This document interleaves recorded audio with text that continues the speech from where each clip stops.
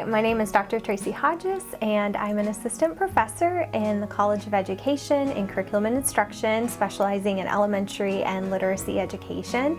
I'm also director of the UA Writing Project, and for this specific project, our community partners are local schools in the area. Specifically, we partnered with Hale County Middle School and Woodland Forest and Arcadia and Holt.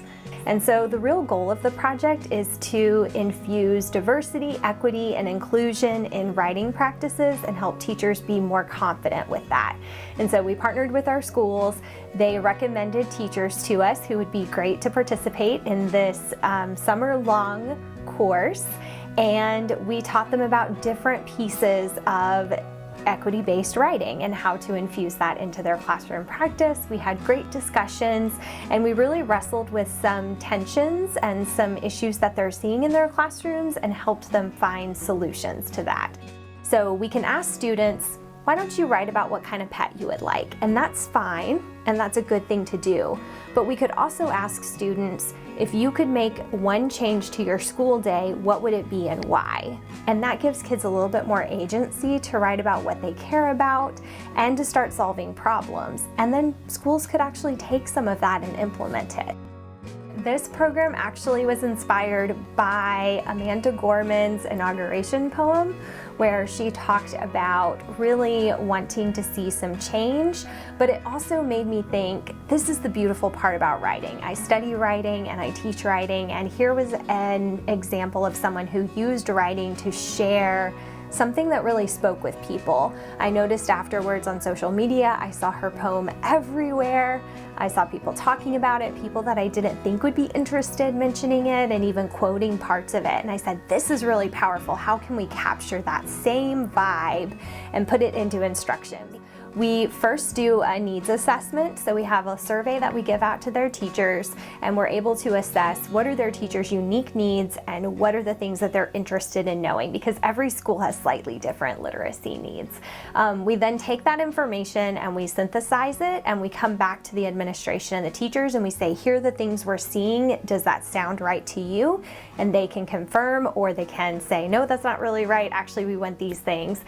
And so our community partner is really the state of Alabama, and just working with these teachers. We had ongoing Zoom sessions. That was one of the modifications we made because of COVID-19, and they participated actively in those Zoom sessions. They offered critiques, they offered discussion, they offered rebuttals to the information, which was really great, and they also did demonstrations. So they would demonstrate ways that they were thinking about the learning or ways that they were integrating the learning, and they would bring that into our discussions and share with each other. So what we're really hoping is that these teachers become teacher leaders who can go back to their schools and share this information with all of the other teachers in their schools. Through this program, we also have been able to sponsor undergraduate students. One of the things that we wrote into our grant was to pay an undergraduate research assistant to work on the project. We had one last year. This year, we're going to fund 3 as part of our program, and so those are undergraduate future teachers who are getting some experience in the teaching realm, but they're also getting some research experience. We've also had graduate students work as part of these projects, and they've been able to collect some data that they can use for presentations or publications. But then for faculty, I think it really, at least what it's done for me, is give me a lot of credibility to my school partnership work and my community engagement work. I've also been able to be part of the Fellows program, where I learn more about how to do this community engagement work and how do I build my community partners in more. And so it really helps do work that's important and work that helps communities, but also be valued by the university, which I really appreciate. So anyone who's interested in doing this, I would say their support here at the university, and get involved with CCBP. I've been part of this community since I got here in 2017, and it has been a game changer for my work.